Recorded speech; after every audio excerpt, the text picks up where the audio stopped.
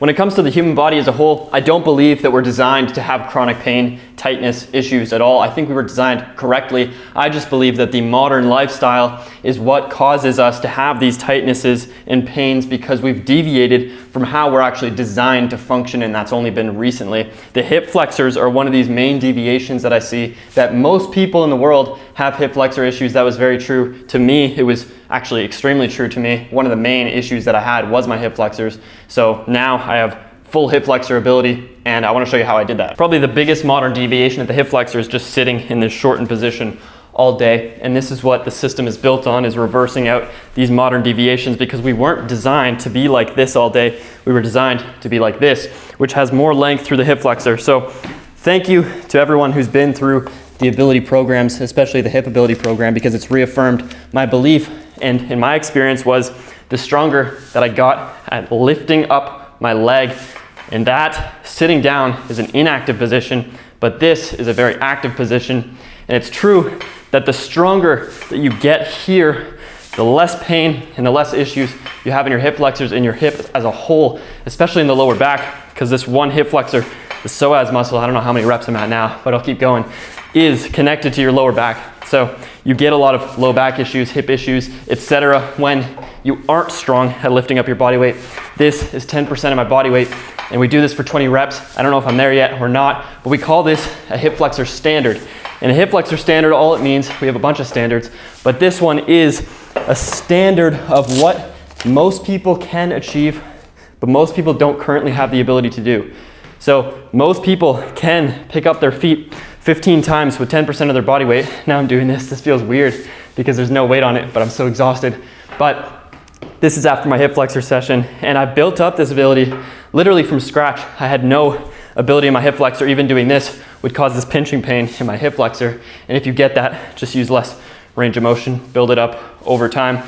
But this is foundational, building up the standard of hip flexor strength. And for the hip flexor raise, if you don't have that weight that you can attach to your foot, again, just do body weight variation. Hold the top position for a few seconds to simulate what it would look like if you did have weight, or you can do hanging variations if you have a bar as well. And a question I often get asked is, well, if we're always shortening like this, won't we just keep tightening up because we're going into the shortened position, which is the same as sitting down? And that's a great question to ask, because that would make sense, but no, it's not, because here we're completely inactive. So one, there is no strengthening here. It's just weakness in a shortened position. Here we're in the shortened position, but we're gaining strength.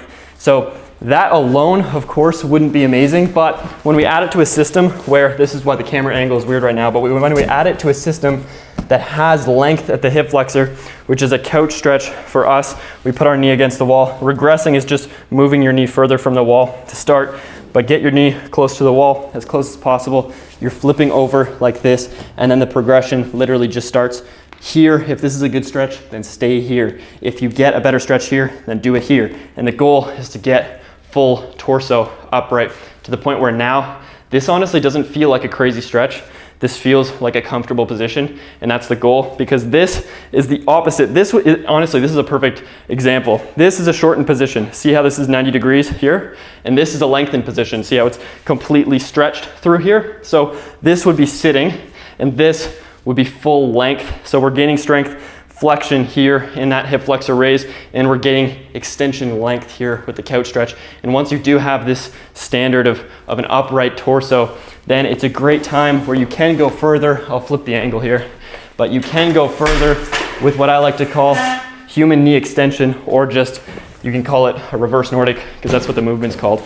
But we pull out a mat, and what first starts out as elevating the feet to make it easier, you can do this. We're just elevating the feet, and I just want to demonstrate full knee and hip flexor ability here. Now this is a comfortable position for me, and it's honestly addicting to get used to building ability like that. But now back on topic is the reverse Nordic. We're setting our feet higher. The higher your feet are, the easier this is going to be. And again, I don't recommend doing this until you have that couch stretch, fully upright torso, because you'll see this is the same position, but now we're loading it. So see how this is the same position as a couch stretch here, but we're loading it with our body weight. Human knee extension, this is how you dominate your hip flexor extension along with the hip flexor. Because if you're strong here and you're long through here, the back, then how would you get any hip flexor issues? Because you have domination over the entire range of motion. And over time, you're building this up to a point where you can literally use your hip flexors and your knees and your body through a full range of motion. And this is where people usually lose their minds thinking, oh, this is dangerous, this is dangerous. This is not dangerous. This is complete mastery of the hip flexor. And my goal is to have this when I'm 40 years old, 30 years old, just maintain this ability. Because I didn't start with it, I rebuilt it. Honestly, if I tried to do that 2 years ago, I would have ended up probably in a stretcher. So I don't recommend doing that right off the bat. That's why we recommend doing a couch stretch, building that ability up. In start, we're building that for 12 weeks, getting the couch stretch further. And then when we move on to scale, we have this Nordic and reverse Nordic little back and forth superset with a timer of 12 minutes. And we're building both of those abilities. And that's where people start to see some real progress. But again, you can't do it without the start foundations. So gaining this ability, I promise you, it's better than any experience you can have in life if you've dealt with chronic pain for over a year or whatever, however long you've been dealing with it. Regaining this ability is totally possible. I've seen people with worse stories than me, literally starting from a worse part, which is honestly impressive because before I was even 20, I had a disc herniation, a torn adductor. I had patellar tendonitis, shin splints.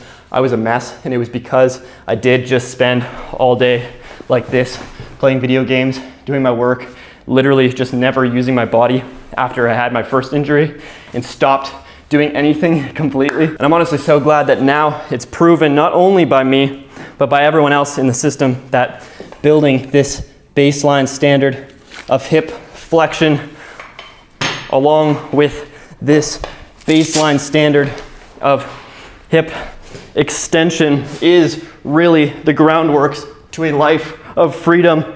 And that wasn't the case for me.